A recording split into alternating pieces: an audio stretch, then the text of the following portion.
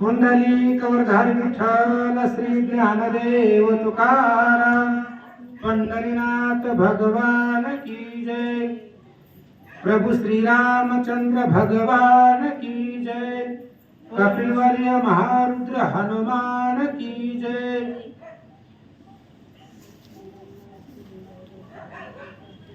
लोकाभिरामं रणरंगधीरं राजीवनेत्रं रघुवंशनाथं कारुण्यरूपं करुणाकरन्तं श्रीरामचंद्रं शरणं प्रपद्ये। आता जैसा आहेसी तैसिया नमो तुझ श्रीरामराया। तुझे नी कृपे रघुवर्या स्तुती वदावया सामर्थ्य। जेने पंढरी सारिखाची आपुला धामणगाव केला। वैकुंठ धीपती विठ्ठल सखा सोयरा जोडियेला। जो का भूतळवटी भक्त विरक्त विख्यात हा बोधला।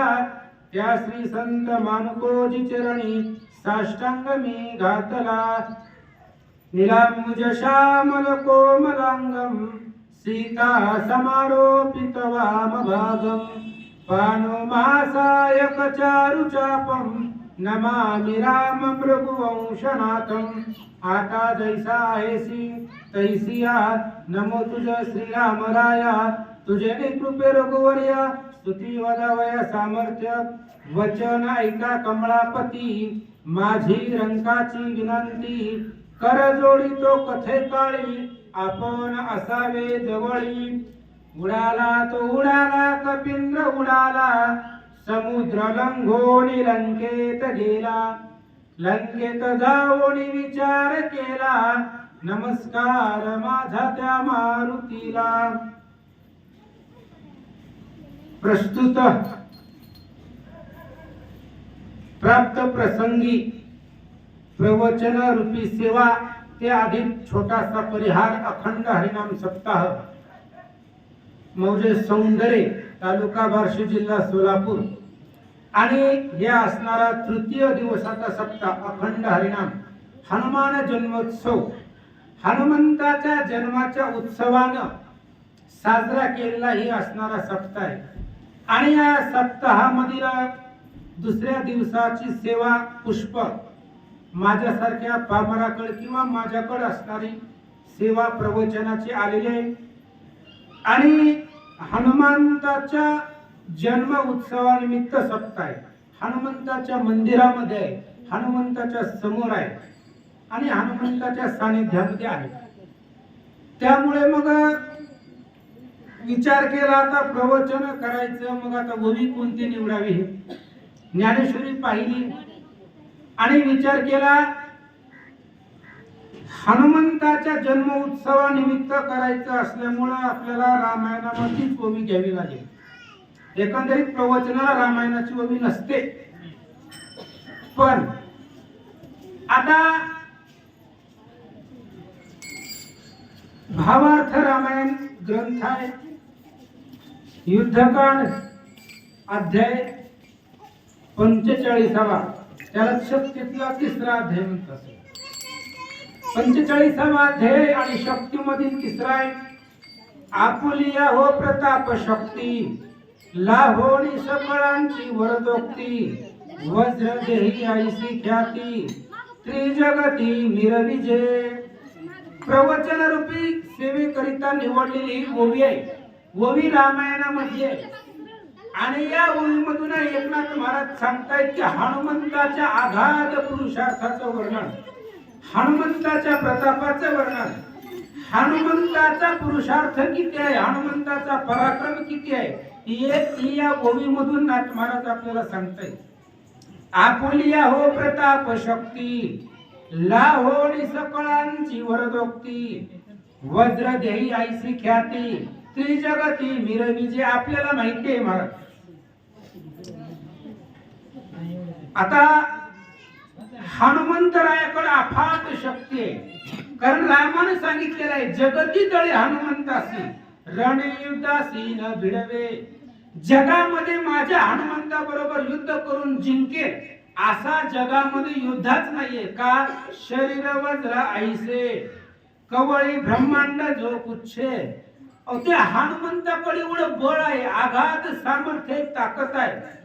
आणि त्या हनुमंताच्या बळापुढं 2 मिनिटांमध्ये सांगतो, ज्या वेळेस सीता शुद्धीसाठी बजरंगबली निघाले होते, हनुमंतराय निघाले होते, तेव्हा समुद्रावर उड्डाण करून जात असताना मैनाक पर्वताला वाटलं हनुमान थकला असेल, कारण समुद्र बारकाय तो अथांग 100 योजन 400 किलोमीटरचा आणि 100 योजनाचा तो समुद्र आहे. आणि त्या समुद्रावरनं हनुमान जात असतानाच त्याच वेळेला मैनाक पर्वताला वाटलं की हनुमंताला विश्रांती द्यावी, त्याला बसण्यासाठी थोडासा आधार द्यावा, थकला असेल, भागला असेल. का? ही रामाची सेवा आहे. कारण हनुमान काही स्वतःसाठी नाही चाललेला, देवतांचं बंधन सोडवण्यासाठी किंवा देवजी काय रावणाच्या इथं बंदीमध्ये आज्ञेमध्ये आहेत त्यांना सोडवण्यासाठी निघालेला आहे. मग रामाचं कार्य आहे आणि रामाच्या कार्यासाठी आपणही हातभार लावला पाहिजे, आपणही पुढे गेलो पाहिजे, आपणही रामचंद्राच्या सेवेसाठी काहीतरी कार्य करायला पाहिजे. म्हणून मैनाक पर्वताला वाटलं आणि हनुमंताला विश्रांती देण्यासाठी तो पर्वत समुद्रामधून वर आला. वर आल्यानंतर ना हनुमंताला वाटलं ही काहीतरी विघ्न आहे आणि विघ्न असल्यामुळे हनुमंतराय आकाशामध्ये वाढले. जसं जसं हनुमंत आकाशामध्ये वाढल तसं तसं तसं तो असणारा पर्वत वाढू लागला. मग हनुमंत एकदम आकाशामधून निघाले आकाश मार्गाने. त्यावेळेस पर्वतानं पाहिलं आणि पर्वताने विचार केला ही रामाचा भक्त आहे महाराज, आणि रामाचा भक्त जर आपल्या घराला आला तर त्याची पूजाच करावी. कारण हे रामायण सांगताय, एकनाथ महाराज सांगताय, म्हणून या यथार्थ जेने पूजिले राम भक्त तेने पूजिला रघुनाथ. उपचारयुक्त 16. रामाची पूजा नाही केली तरी चालतं, देवाला राग येत नाही. पण रामाच्या भक्ताची जर पूजा नाही केली तर ती अधःपतनाला जाण्याचं लक्षण आहे. मैनाक पर्वतानं ठरवलं, त्याने विचार केला हनुमंताच्या आतिथ्यासाठी, त्याच्या स्वागतासाठी, त्याला बसण्यासाठी आपण वाढलेलो आहे आणि हनुमंताचं आपल्याला आतिथ्य करण्याची संधी हनुमंतानं दिलीच नाही. म्हणून पर्वताची सप्रेम बोली त्याने हनुमंतासी कृपा आली. ते असणारा पर्वत काही बोलला नाही, निर्जीव आहे, ती काही बोलणार आहे. पण हा त्या असणाऱ्या पर्वताकडे हनुमंतानं पाहिलं. हनुमंताला त्या पर्वताकडे स्नेहाळताना कृपा दृष्टीने पाहिल्यावर त्याच्या हृदयामध्ये जी काय प्रेम आहे किंवा आपल्याबद्दलची आतुरता, उत्सुकता आहे ती हनुमंतानं ओळखली. मग हनुमंतानं त्या पर्वतावरती न बसता, कारण बसायचं नाही, आपण रामकार्याला चालले पाहिजे आणि रामकार्य करत असताना थांबायचं नाही, बसायचं नाही, म्हणून हनुमान निघालेले होते. पण आता मैनाक पर्वताची इच्छा पूर्ण करायची. मग त्यावेळेस हनुमंतानं त्या असणाऱ्या पर्वतावरती डाव्या पायाच्या अंगठ्या, करंगळीचा अंगठा तेवढंच वजन त्या पर्वतावरती ठेवलं आणि त्या पर्वताचं अंगठ्याचं वजन पर्वताला सहन झालं नाही, म्हणून आंघोळीसाठी गेला पाताळी. फक्त डाव्या पायाच्या अंगठ्याचं बोट हनुमंतानं त्या पर्वतावरती ठेवलं होतं तर पर्वत पाताळामध्ये गेला. मग जर हनुमान बसला असता त्या पर्वतावरती तर पर्वताचं पीठ झालं असतं, पीठ. मग एवढे आतुरबळी हनुमंतर आहेत. अजून एक दृष्टांत देतो की हनुमंताकडे किती ताकद आहे. एक वेळेस असं झालं होतं, भगवान श्रीकृष्ण हस्तिनापुरामध्ये इंद्रप्रस्थामध्ये यज्ञ करत होते. ते असणारा राजसूय यज्ञ चालू होता आणि त्या राजसूय यज्ञामध्ये ज्या वेळेस भगवान श्रीकृष्णानं भीमराजाला सांगितलं की तुम्ही जावा आणि गंधमादन नावाचे ऋषी त्यांना तुम्ही इथं घेऊन या, मी फक्त हनुमंताची ताकद सांगतो. आणि मग त्यावेळेस गंधमादन ऋषींना घेऊन या म्हटल्याबरोबर भीम निघाला आणि निघाल्यानंतर जात असताना मध्यस्थीला, कारण भीमाकडे गर्व होता, ताकदीचा गर्व, बळाचा अभिमान भीमाकडे असल्यामुळे आता देव कसा आहे, जाणे मुंगीचेही मानस, मुंगीच्या मनातलं देवाला कळतं. भीम तर जवळ होता तसं सगळ्यांच्याच मनातलं भगवंताला कळतं, कारण माझ्या चिरदही भगवंत, तो भगवंताची मूर्तिमंत, तेने काय नवे प्राप्त आणि सभाग्य संत त्रिजगती. म्हणून त्यावेळेस निघाले असताना हनुमंत रायाला भगवंताने सांगितलं होतं की भीम यायला लागलाय, त्याचं जरा गर्वहरण करा म्हणले. त्याला लय ताकदीचा घमेंड आहे, त्याला वाटतंय माझ्यासारखं बलवान जगामध्ये कोणीच नाही. मग हनुमंतराय रस्त्यामध्ये आपलं एक सेफ्टी आडवी टाकून तिथं बसलेले होते. भीम निघाला आणि वयोवृद्ध ती वानर बसलेलं दिसलं. भीमाने विचार केला, म्हातारा माणूस आहे, ओलांडून जाणं पाप आहे. कुठल्याही व्यक्तीला ओलांडून जायचं हे आपल्याला अधोगतीला जाण्याचं लक्षण आहे. म्हणून त्या भीमानं वानराला सांगितलं, म्हणली रस्त्यावरची शेपूट बाजूला काढ. त्यावेळेस हनुमंताने सांगितलं की बाबा मी म्हातारा आहे, वयोवृद्ध आहे, आता मला काय जागेवरनं हालता येत नाही, उठता येत नाही, शेपटी कशी काढणार आहे. तुझे तू उचलून काढ आणि बाजूला ठेवून जा, मी काय तुझा रस्ता अडवलेला नाही. तुला जर तुझ्यामध्ये जर ताकद असेल, सामर्थ्य असेल, हिंमत असेल तर ती शेपूट बाजूला ठेवून जा. आणि मग लगेच भीमानं एका हातानं उगा पायानं ती शेपटी सारण्याचा प्रयत्न केला, आपल्या पायाच्या अंगठ्यानं. आता काही मध्ये आलं की आपण पायानं ढकलण्याचा प्रयत्न करतो. मग पायानं ढकलण्याचा प्रयत्न केला पण हनुमंताची शेपटी हल्ली नाही. मग कसा तरी लाजत एक हात लावला त्या शेपटीला. मग एक हात लावण्याचा प्रयत्न केला, शेपटी हल्ली नाही. भीमाला थोडं जरा आश्चर्य वाटलं, म्हणले काय एक वानर आहे साधन, आपल्याला शेपटी उचलता येत नाही, असू द्या म्हणले. दोन हात लावले, दोन्ही हात लावण्याचा प्रयत्न केला तरी सुद्धा शेपटी जागेवरची हल्ली नाही. भीमाला आश्चर्य वाटलं. 9 सहस्त्र वाराणांचे बळ तितुके भीमे वेचिले सकळ. किती 9,000 हत्तीचं बळ एकट्या भीमाच्या अंगामध्ये होतं. आणि 9,000 हत्तीचं बळ, तेवढं सगळं बळ वेचलं गेलं, तेवढं बळ पणाला लावलं, पण हनुमंताची शेपटी हल्ली नाही. त्यावेळेस भीमाने विचार केला ही सर्वसामान्य वानर नाही. मग त्यावेळेस त्याचं चरण धरलं आणि सांगितलं, विचारलं, म्हणले महाराज तुम्ही कोण आहे. कारण सर्वसामान्य वानरामध्ये तेवढी ताकदच नाही, तुमच्यामध्ये एवढी ताकद आहे, साधी शेपटी जागेवरची हल्ली नाहीये. मग त्यावेळेस हनुमंतानं आपलं रूप धारण केलं आणि भीमाला सांगितलं, भीमा गर्व आणि अभिमान सोडून राहा, मी इथं फक्त तुझा गर्व नाहीसा करण्यासाठी आलेलो होतो. मग त्यावेळेस हनुमंताने भीमाने सहज विचारलं, म्हणले महाराज आता तुमची झालीच भेट, तर अजून एक इच्छा माझी पूर्ण करा. हनुमान म्हणले बोला. काय नाही म्हणले, तुम्ही सीता शुद्धीला जात असताना, ज्यावेळेस तुम्ही सीता शुद्धीला निघालात, जात होता, त्यावेळेस जी तुम्ही रूप धारण केलं होतं तेवढं फक्त मला रूप बघायचं या डोळ्यानं. हनुमंताने सांगितलं, भीमा तेवढी ताकद तुझ्या डोळ्यामध्ये नाही, कारण माझं रूप एवढं, मी सगळ्यामध्ये सूक्ष्म लहानात लहान होऊ शकतो आणि मेरू मंदार पर्वतापेक्षा सुद्धा मोठा होऊ शकतो. त्यामुळे ते रूप बघण्याची ताकद तुझ्या डोळ्यामध्ये नाहीये. नाही, भीमाने सांगितलं मला दाखवा म्हणले, तुमचं जे रूप आहे ते रूप मला दाखवा. शेवटी मग भीमाचा हट्ट असल्यामुळे हनुमंताने सांगितलं, बघायचंय का बघ म्हणले. वाढता वाढता वाढे भेदिले शून्य मंडळा. हनुमंतानं आपलं रूप धारण केलं. पाय पाताळामध्ये हनुमंताचे होते आणि वैकुंठ कैलासाच्या वर हनुमंताचं शीर होतं. आणि त्यावेळेस पाहिलं गेलं भीमानं, भीमाला चक्कर यायला लागली आणि मग हनुमंतानं आपलं रूप सर्वसामान्य धारण केलं. मी काय सांगतोय, आपुली याहू प्रताप शक्ती, लाहोडी सकळांची वरदोक्ती, वज्र देही ऐसी ख्याती, त्रिजगती मिळविजे. हे आपल्या प्रवचनाचा विषय आहे. अर्थात हनुमंताकडे ताकद किती आहे, हनुमंताचा पुरुषार्थ काय आहे, सामर्थ्य काय आहे, 2 मिनिटांमध्ये सांगतो. आता उद्याच्याला हनुमंताचा जन्मोत्सव आहे आणि ती जन्मोत्सवाची कथा कीर्तनकार, कोण प्रवचनकार जे असतील ती सांगतील. फक्त मी एवढंच सांगतो की ज्या वेळेस हनुमंतरायाचा जन्म झाला त्यावेळेस ते एक, आता लहान लेकरू असतं महाराज कोणतंही, आणि लहान लेकरू जन्मले रडत असतं, त्याच्यामुळे सहज हनुमंतही रडू लागले. कारण लहान सूक्ष्म रूप हनुमंताचं होतं, लहान बाळ होतं आणि लहान बाळ रडत असल्यामुळं अंजनी मातेने विचार केला, लेकरू रडायले मग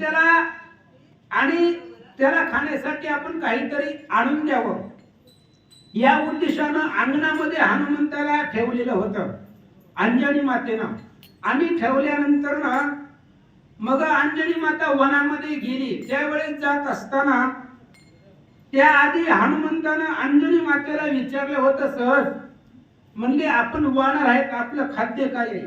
आईने सांगितलं होतं बाळा आपलं खाद्य म्हणजे फळ आहार हे आपलं खाद्य आहे, आपण बाकीचं काही खात नाही. मग हनुमंताने विचारलं फळ म्हणजे काय प्रकार आहे? आईने सांगितलं फळ काय असतं, गोल असतं, लाल असतं, अशा प्रकारचं फळ जे दिसेल ते खायचं असतं. आणि मग एक दिवस त्या सूर्योदयाच्या वेळेला हनुमंताला भूक लागलेली होती आणि आई समोर नव्हती, अंजनी माता जवळ नव्हत्या, फळं आणण्यासाठी वनामध्ये गेलेल्या होत्या, वायुदेवता जवळ नव्हते.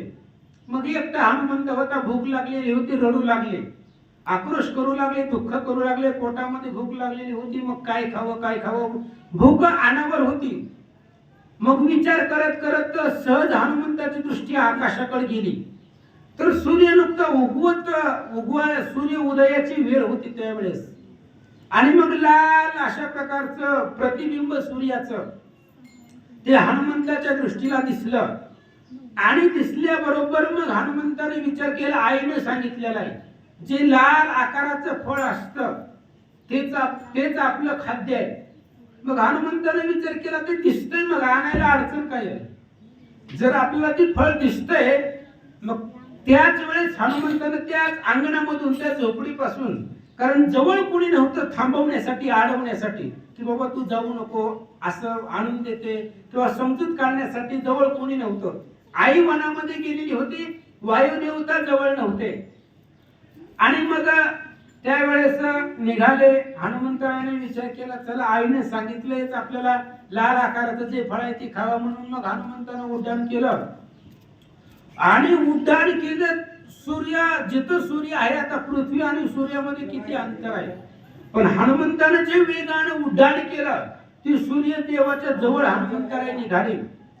सूर्याला भीती वाटली, आता ह्यानं जर आपल्याला खाल्लं, कारण सूर्य पळून जाऊ शकत नव्हता, दिवस होता, लक्षात घ्या, दिवसा सूर्य पळू शकत नाही आणि दिवस असल्यामुळे सूर्याला लपता आलं नाही.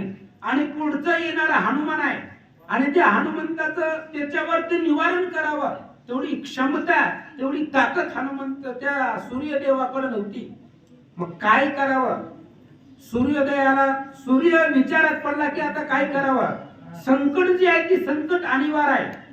पूर्ण येणारा हनुमान आपल्याला ऐकणार नाही, कारण त्याच्या एवढी ताकद आपल्याकडे नाही. आणि पळून जावं, लपून बसावं तर दिवस आहे, दिवसा आपल्याला कुठे जाता येत नाही. मग सूर्य विचारामध्ये पडले असताना त्याच वेळेस राहू सूर्यग्रहण करण्यासाठी आलेला होता. आणि मग आता हनुमान सूर्याला भक्षण करणार, फळ म्हणून खाणार, तेवढ्या वेळामध्ये राहू पुढे आला आणि राहून सूर्याला ग्रहण करण्यासाठी आलेला होता. मग कोण आडवा आला म्हणून हनुमंताने शेपटीचा फटकारा त्या राहूला मारल्याबरोबर राहूला चक्कर आली. राहू म्हणला आपलं ग्रहण करणं रोजचं काम आहे आणि आपल्या कामामध्ये अडथळा निर्माण करणं, आता सगळ्या देवतावरती, ग्रहावरती, नवग्रहावरती, सूर्यावरती, आकाशामध्ये सगळ्याची सत्ता इंद्रदेवाची आहे. मग ज्या अर्थी ह्या सूर्याच्या आणि आपल्यामध्ये जर कोणी आला असेल तर ती इंद्रानेच पाठवलेलं आहे, कारण इंद्राच्या परमिशन शिवाय कोणी कोणाच्या कामामध्ये अडथळा आणत नव्हतं, सत्ता इंद्राची. त्याच्यामुळे कोणी कोणाच्या कामामध्ये व्यत्यय आणू शकत नव्हतं. विचार केला राहूनं आणि मग हनुमंताच्या शेपटीचा फटकारा बसल्याबरोबर राहूला चक्कर आली, तो मार सहन झाला नाही आणि राहू सूर्यदेवाकडे त्या मूर्छित पडला. मूर्छित पडल्याबरोबर राहूचा भाऊ केतू आहे, केतू संरक्षणासाठी आला. केतूलाही हनुमंताने शेपटीचा फटकारा मारला, केतूही मूर्छित पडला. आणि मग सूर्यदेवाकडे निघाले. त्यावेळेस नवग्रह पाचले, सोम आला, शनी आले, सगळेच 9 ग्रह आले हनुमंत बरोबर युद्ध करण्यासाठी. आणि 9ही ग्रहाला हनुमंतानं दंड केल्याबरोबर ग्रहचक्रामध्ये हाहाकार निर्माण झाला, गोंधळ निर्माण झाला की पृथ्वी तलावरचा माणूस येऊन आपल्या ग्रह चक्रामध्ये आपल्याला दंड करणारा कोण आहे? मग हे नक्कीच इंद्रदेवाचं काम आहे. इंद्राच्या परमिशन शिवाय असं काही होणार नाही. मग सगळेच नवही ग्रह त्या इंद्रदेवाकडे गेले. इंद्राला सांगितलं महाराज काय येईल, राहू केतू त्यांचं काम करतात, त्यांच्या कामामध्ये तुम्ही व्यत्यय आणायला लागला. इंद्र म्हणला मला काही माहिती नाही. म्हणले चला बघू कोण आलेला आहे. मग इंद्र ही घमेंडीमध्ये ऐरावती हत्तीवरती बसून निघालेला आहे. ऐरावती ही रत्न आहे. तुकाराम महाराजांचं प्रमाण आहे ना, ऐरावत रत्न थोर त्याचे अंकुशाचा मार. आता ही ऐरावत म्हणजे समुद्र मंथन केलं होतं. आता समुद्र मंथन का केलं, खूप खोल विषय महाराज 2 मिनिटांमध्ये सांगतो. ज्यावेळेस दुर्वास ऋषी इंद्राकडे आले होते आणि इंद्राकडे आल्यानंतर ना इंद्रदेवानं दुर्वास ऋषीचं आतिथ्य केलं नाही. घमेंडीमध्ये यज्ञ त्याला संपत्तीचा अभिमान झालेला होता. दुर्वास ऋषी म्हणजे रागीट स्वभावाचा ऋषी आहे. दुर्वास ऋषीने शाप दिला, इंद्रा ज्या संपत्तीची तुला घमेंड आहे, अभिमान आहे, ती संपत्ती नष्ट होईल, पाण्यामध्ये बुडून जाईल. मग ऋषींच्या शापामुळे ती सगळीच इंद्राची संपत्ती जी होती ती पाण्यामध्ये बुडाली. मग आता ती संपत्ती बाहेर काढण्यासाठी समुद्र मंथन केलं होतं. ब्रह्मशाप इंद्रासी झाला, रत्नसमूह सागरी पडला, समुद्र मंथन आरंभ केला, देवी दैत्य मेळा मिळवून या. देवदैत्याने समुद्राचं मंथन केलं, त्याच्यामधून 14 रत्न निघाली. त्या 14 रत्नापैकी ही ऐरावत आहे. आणि त्या ऐरावती हत्तीवरती बसून इंद्र निघाला. निघाल्याबरोबर इंद्रदेवाच्या आधी जी काही बाकीची लोकपाळ आहेत, दिक्पाळ आहेत, अष्टपाळ आहेत, ती सगळी हनुमंताबरोबर युद्ध करण्यासाठी आलेले होते. मग लोकपाळ आलेली होती. चंद्र, इंद्र, वरुण, सूर्य ही सगळी लोकपाळ आहेत. आणि ते लोकपाळ आल्यानंतर ना हनुमंतानं त्या लोकपाळालाही मारलं. लोकपाळ बाजूला सरल्यानंतर पुन्हा अष्ट दिग्गज आहेत, ते अष्टपाळ, अष्ट दिशाचे रक्षण करणारे ते अष्टपाळ आले. त्यांनाही हनुमंतानं मारलं. मग शेवटी ज्यावेळेस हनुमंत कुणालाच आवरत नाही त्यावेळेस भगवान श्री विष्णू आले. आणि भगवान श्री विष्णू आल्यानंतर ना भगवान श्री विष्णूनं सुदर्शन सोडलं. त्या सुदर्शनाचाही प्रभाव हनुमंतावरती झाला नाही. महादेव आले, कारण एवढं सूर्यमंडळामध्ये स्वर्गलोकामध्ये हाहाकार निर्माण झालाय, म्हणून महादेव त्रिशूळ घेऊन आले. आणि महादेवानं त्रिशूळ मारला हनुमंतावरती. हनुमान लहान आहे महाराज, जन्मलेलं लेकरू आहे. आणि त्या हनुमंतावरती त्रिशूळ मारला. त्रिशूळ मारल्यानंतर शिवाचा शूळ झाला चूर. महादेवाचं त्रिशूळ हनुमंताच्या शरीरावर भोगा झालं. वरुणाचे पाश आहेत, सप्तपाश आहेत, सप्तपाश संपले गेले. वरुणानं पाश टाकलेली ती पाशही तुटून गेले. पाशाचा फरक पडला नाही, त्रिशूळाचा फरक पडला नाही, सुदर्शनाचा फरक पडला नाही. हनुमान कुणालाच ऐकत नव्हता, कधी लहानपणी. मग त्यावेळेस इंद्र आला ऐरावती हत्तीवरती बसून. आणि आल्याबरोबर हनुमंताने ऐरावतीच्या शेपटीला धरलं. ऐरावती म्हणजे सगळ्यात मोठा हत्ती आहे. आणि त्या हत्तीच्या शेपटीला धरलं आणि हत्तीला फिरवलं. फिरवल्याबरोबर आपटलं. ते हत्ती घाबरून पळून गेला. इंद्र पुन्हा त्या असणाऱ्या हत्तीला पुन्हा ढकलू लागला होता, पण हत्ती येत नव्हता युद्धासाठी. मग कसं तरी आला आणि अतिशय लघु लागवते ना, म्हणजे गुपचूप कपटाने इंद्रानं त्याच्या हातामध्ये वज्र आहे. वज्र ही बारक आहे आणि ते वज्र कोणत्याही मोठ्या पर्वताचं पीठ करतं. आणि ते वज्र हनुमंतावरती सोडलं. सोडल्याबरोबर त्या वज्राचा प्रहारानं हनुमंताला मूर्छित पडले. आणि मूर्छित पडल्यानंतर जमिनीवरती पडले. जमिनीवर पडल्याबरोबर वायुदेवता आले. आल्यानंतर वायुदेवतानं आपल्या मुलाला पाहिलं. राग आला, भयंकर राग आला. माझं एवढीसं लेकरू आहे आणि त्या लेकराला इंद्रानं वज्र मारलं. कळत नाही का त्या इंद्राला कुणाला मारावं, काय मारावं? लहान लेकराला वज्राचा प्रहार करीत असतात का? म्हणून वायुदेवतेला राग आला आणि जगाचा प्राण आकर्षून घेतला. सगळं जगाचं कार्य थांबलं गेलं. सगळे 33 कोटी देव तिथं आले. ब्रह्मदेव आले, विष्णू आले, महादेव आले, इंद्र आला, चंद्र आला, वरुण आला. सगळेच त्या ठिकाणी आले आणि सगळ्यांनी सांगितलं वायुदेवतेला, म्हणले हे बघा, सूर्य देवतेला जर ग्रहण केलं तर जगाचा कार्यकाळ थांबेल. आणि जगाचा कार्यकाळ थांबेल त्यासाठी इंद्रानं वज्र मारलं, हनुमंताला मूर्छित पाडलं. पण ऐका, तुमच्या हनुमंताला काही होणार नाही. हनुमान ही सर्वसामान्य नाही. रामचंद्राच्या पुत्र कामेष्ठी यज्ञामधून जो निघालेला प्रसाद आहे आणि त्या प्रसादापासून निर्माण झालेला जन्म पावलेला हनुमंत आहे तो. हनुमान सर्वसामान्य नाही. श्रीरामचंद्राचा जन्म ज्या पिंडापासून होणार आहे तो पिंड म्हणजे हनुमंताचा जन्म आहे. श्रीरामचंद्राच्या द्विगुण शक्ती हनुमंताकडे आहे.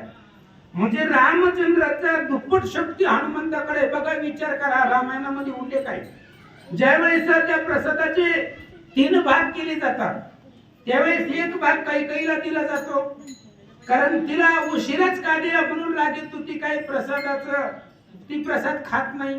मग कैकेयीला, कौशल्येला आणि सुमित्रेला एक एक भाग दिलेला असतो. 3 भाग केलेले होते त्या प्रसादाचे आणि तिघी राण्यांना दिलेले होते. मग सगळ्यात उशिरा मला का दिला म्हणून कैकेयी खात नाही. त्याच्यामध्ये विघ्न येत आणि घार ते असणारा प्रसाद घेऊन जाते. मग ती प्रसाद घेऊन गेला घार, ती घार घेऊन गेलेला होता आणि त्या घारीला प्रसाद नेला होता. इकडे अंजनी तप करत बसलेली होती. हनुमंताच्या जन्माच्या आधीची कथा आहे. आता मला एक सांगा, किंवा जर आकाशामधून जर त्या घारीला पिंड तो प्रसाद सोडला असेल तर तो प्रसाद डायरेक्ट अंजनीच्या हातामध्ये येणार नव्हता. अंजनी माता महादेवाची तपश्चर्या करत बसलेली होती. मग झाला असं होतं, तो प्रसाद कुठेही पडू शकला असता, कुठेही पडला असता, कारण घारीने सोडलेला प्रसाद बरोबर अंजनीच्या हातामध्ये यावा हे काही योगायोग नाही. किंवा मग काय झालं होतं त्यावेळेस, ज्यावेळेस घारीनं ती असणारी प्रसाद सोडला गेला, ती पिंड सोडला गेला, त्यावेळेस वायुदेवतेनं वाऱ्यानं ढकली तो जो भाग आहे तो भाग अंजनीच्या हातापर्यंत नेऊन पोहोचवला. म्हणून वाऱ्यानं पुत्र कामासाठी मदत केली म्हणून पिताय. वारा हनुमंताचे वडील का आहेत, कारण हनुमंताच्या वडिलांना वारा का म्हणतात, वाऱ्याचं सुपुत्र का म्हणतात त्याचंही कारण आहे. ज्यावेळेस त्या असणाऱ्या घारीनं प्रसाद सोडला गेला तो डायरेक्ट अंजनीच्या हातामध्ये पडणार नव्हता. वाऱ्यानं ते असणारा प्रसाद अंजनीच्या हातामध्ये पाडला गेला आणि पुत्र कामासाठी मदत अर्थात पिता म्हणून वाऱ्याचा मुलगा असं हनुमंताला संबोधलं जातं. पुत्र कामासाठी मदत केली वाऱ्यानं म्हणून त्याला वायुसूत किंवा पवनपुत्र किंवा वाऱ्याचा मुलगा असं हनुमंताला म्हणतात. आणि मग ते असणारा पिंड त्या अंजनीनं सेवन केला. म्हणजे 3 भागामध्ये आता एक भाग गेला आणि राहिलेले 2 भाग कौशल्येला आणि सुमित्रेला दिले आणि त्याच 2 भागाचा अर्धा केला आणि त्या कैकेयीला दिला. म्हणजे पूर्ण पिंडाचा हनुमंत आहे आणि बाकी अर्ध्या भागाची 4 जण, 2 भागाची 4 आहे आणि पूर्ण एका पिंडाचा हनुमान आहे. म्हणून हनुमंताकडे ताकद आहे. आणि ज्यावेळेस हनुमान मूर्छित पडले जमिनीवरती त्यावेळेस ब्रह्मदेवाने सांगितलं, वायुदेवताला म्हणले, महाराज तुमचा मुलगा सर्वसामान्य नाहीये. अहो जगती तळी हनुमंतासी रणयुद्धासी न भिडवे, जगामध्ये सर्व शक्तिशाली हनुमान होईल असं वरदान दिलं. ब्रह्मदेवाने वरदान दिलं, माझं ब्रह्मपाश हनुमंताला बाधू शकणार नाही. ब्रह्मपाश हनुमंताला बाधू शकत नाही. ब्रह्मदेवाने सांगितलं, भगवान श्री विष्णूने सांगितलं, माझं सुदर्शन हनुमंताला बाधू शकणार नाही. सुदर्शनाचा प्रभाव हनुमंतावरती चालणार नाही. इंद्रदेवाने वरदान दिलं, माझं वज्र हनुमंताला बाधा करू शकणार नाही. वरुण देवतेनं वरदान दिलं, हनुमंताला पाणी बुडवू शकणार नाही. अग्निदेवताने वरदान दिला, मी हनुमंताला जाळू शकणार नाही. अशा पद्धतीने वरुणाने वरदान दिलं, पाण्यामध्ये बुडवू शकणार नाही. चंद्रानेही वरदान दिलं. एकंदरीत जे सगळे देव लोक तिथं जमा झाले होते त्या सगळ्या देव लोकांनी वरदान हनुमंताला दिलं की आमच्यापासून हनुमंताला भविष्यामध्ये कधी हानी होणार नाही, दुःख पोचणार नाही, आमचे शस्त्रास्त्र हनुमंताला घातक ठरणार नाहीत. म्हणून आपोलिया हो प्रताप शक्ती, लाहोडी सकळांची वरदोक्ती, वज्रदेही ऐसी ख्याती, त्रिजगती मिरविजे. असो झाली प्रवचन सेवा. तुम सर्व संतांच्या चरणी अर्पण. किंबहुना तुमचे केले धर्म कीर्तन सिद्धी नेले, येत माझे जीव उरले पायी कपना. उग हनुमंताच्या पुरुषार्थाचं थोडस वर्णन करावं. कारण कसं आहे, भगवंत ज्ञानेश्वर माऊली ज्ञानेश्वरी मध्ये सांगतायत, तेही प्राणा परवते आवडते मज निरुते जे भक्त चरित्रात प्रशंसिती. ज्ञानेश्वर माऊलींनी सांगितलेलं आहे अर्जुनाला, किंवा भगवंत अर्जुनाला सांगतात, अर्जुना मला कोण आवडतो? जो माझ्या भक्ताच्या चरित्राचं वर्णन करतो तो मला अधिक आवडतो. आणि हनुमान भक्तामध्ये अग्रगण्य आहेत आपल्याला माहिती आहे. अहो ज्या हनुमंतरायाला तुकाराम महाराजांनी विचारलं की भक्ती कशी करावी, काय भक्तीच्या त्या वाटा मज गावाव्या गा सुभटा, अशा पद्धतीने भक्तीचा मार्ग ज्याला विचारला गेला तो हनुमान आहे. अजून 2 मिनिटांमध्ये सांगतो महाराज, हनुमान एवढे श्रेष्ठ भक्त आहेत. अशोक वनामध्ये सीतेला पाहिलं हनुमंतानं, आणि सीतेला पाहिल्यानंतर ना सीता रडत होत्या. कशाला बघून रडत होत्या? त्या अंगठीला बघून. आता अंगठी निर्जीव आहे, अंगठी बोलणार होती का? अंगठी बोलत नाहीये. पण आपल्या नवऱ्याकडून आपल्या मालकाकडून आलेली वस्तू ती आपलं नातलं काय जवळचं आहे असा भाव सीतेच्या मनामध्ये होता. आणि त्या अंगठीला बघून सीता रडत असलेलं हनुमंतानं पाहिलं. ते हनुमंताचे शब्द आहे, आम्ही म्हणावी तो श्रीराम भक्त, हे प्रेम नाही आम्हा आता, धन्य जानकीचा भावार्थ, ही सर गुणात तुष्टला. अरे आम्ही फक्त नावाला रामाचे भक्त म्हणून घेतो, पण जेवढं प्रेम सीतेचं आहे तेवढं आमचं नाही. कोण म्हणतंय? भक्तामध्ये रत्न असलेले किंवा दास्यत्व निकट हनुमंती पैकेले, म्हणून देखील रामचरणा दास्यत्वामध्ये सेवेमध्ये ज्याचा 1 नंबरला, दास्य भक्तीमध्ये 1 नंबर ज्याचं नाव येतं तसं हनुमान, तो हनुमान आहे. आणि तो हनुमान झाडावर बसून म्हणताय आम्ही फक्त नावाला रामाचे भक्त म्हणवतोय, पण जेवढं प्रेम सीतेचं आहे तेवढं आमचं नाही. त्यावेळेस हनुमंताला आठवलं, सीता केवळ नव्हे पत्नी, परम भक्त शिरोमणी, चरण चाली आली वनी, सेवेला गुणी श्रीरामा. वनवास सीतेला नव्हता महाराज, आपल्या सगळ्यांना माहित आहे. पण सीतेने विचार केला राम वनवासाला गेलाय, आणि राम जर वनवासाहून माघारी आला तर रामाची सेवा वाटली जाईल, आणि मग त्या रामाच्या सगळ्या सेवेचा लाभ मला भेटावा यासाठी मी वनवासाला आलेले होते. म्हणून सीता केवळ नवी पत्नी, फक्त पत्नी नाही, आणि फक्त बायको असती तर 14 वर्षासाठी रामाच्या मागे आली नसती. म्हणून भक्त शिरोमणी असणारी सीता आहे. ते सीतेचा सद्भाव हनुमंतानं पाहिला, आणि त्या हनुमंताच्या पुरुषार्थाचं किंवा त्याच्या प्रतापाचं वर्णन जमल त्या शब्दामध्ये एकनाथ महाराजांच्या रामायणामधली गोवी, आणि त्या गोवीवरती जेवढा पुरुषार्थ आता 1 अन 2 तासामध्ये सांगावा एवढा पुरुषार्थ हनुमंताचा नाही. कारण तुम्ही जर ग्रंथ उघडले तर कोणताही ग्रंथ उघडा आणि त्या ग्रंथामध्ये हनुमंताची कथा नाही असा मला ग्रंथ दाखवा. प्रत्येक ग्रंथामध्ये प्रत्येक ठिकाणी हनुमंताचं चरित्र आहे, आणि तेवढं सांगणं ते अल्प बुद्धीनं जमणार नाही. हजारो मुखाच्या शेषाला जमत नाही, आपण काय सांगणार आहे. म्हणून झालेली सेवा तुम्हा सर्व संतांच्या चरणी अर्पण. आणि म्हणून हे असणारी प्रवचन रूपी सेवा किंवा हनुमंताच्या चरित्राचं वर्णन जसं मला बुद्धीला जमलं त्या पद्धतीने सांगण्याचा प्रयत्न केला. पुंडलिक वधारी विठ्ठल श्री ज्ञानदेव तुकाराम पंढरीनाथ भगवान की जय. आता विश्वात्मके देवे तो शोणी मज द्यावे पसाय जाणे, जे कळांची वेंकटी सांडो तया सत्कर्मी रती वाढो, भूता परस्परे पडो मैत्र जीवांचे, धुरितांचे तिमिर जावो, विश्व स्वधर्म सूर्य पाहो, जो जे वांचिल तो तेला हो, प्राणी जात वर्षत सकाळ मंगळी, ईश्वर इष्टाची मांदियाळी, अनावरत भूमंडळी भेट तू तया भूतात, चला कल्पतरुचे आरव, चेतना चिंतामणीचे गाव, बोलते जे अर्णव, चंद्रने जे आलांछन, मार्कंडे तापहीन, हे सर्व सदा सज्जन स्वैरे होतो, किंबहुना सर्व सुखी पूर्ण होवनी ती लोकी, भजजोग आती पुरुषी अखंडित, आणि ग्रंथ उपजीये विशेषी लोकीये, दृष्टा दृष्टीचे होवा विची, एक मनीषी विश्वेश्वराओ, हा होईल दान बसाओ, येणे वरी ज्ञान देव सुखिया झाला, येणे वरी ज्ञान देव सुखिया झाला.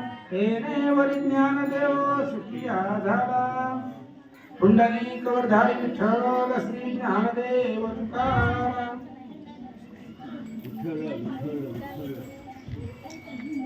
या ठिकाणी श्री हरी महाराज लावंड यांनी रामायणावर प्रवचन आणि हनुमान जन्मोत्सवानिमित्त या ठिकाणी त्यांनी प्रभू रामचंद्रांचे असणारे हनुमंतरायांचे असणारे जी कथा सांगितली. खरोखरच रामायणासाठी श्री हरी महाराज आपले गावचे खरोखरच एक आपला कौतुकाची बाब आहे की अनेक भागामध्ये ते रामायणासाठी कथा सांगण्यासाठी ते जात असतात.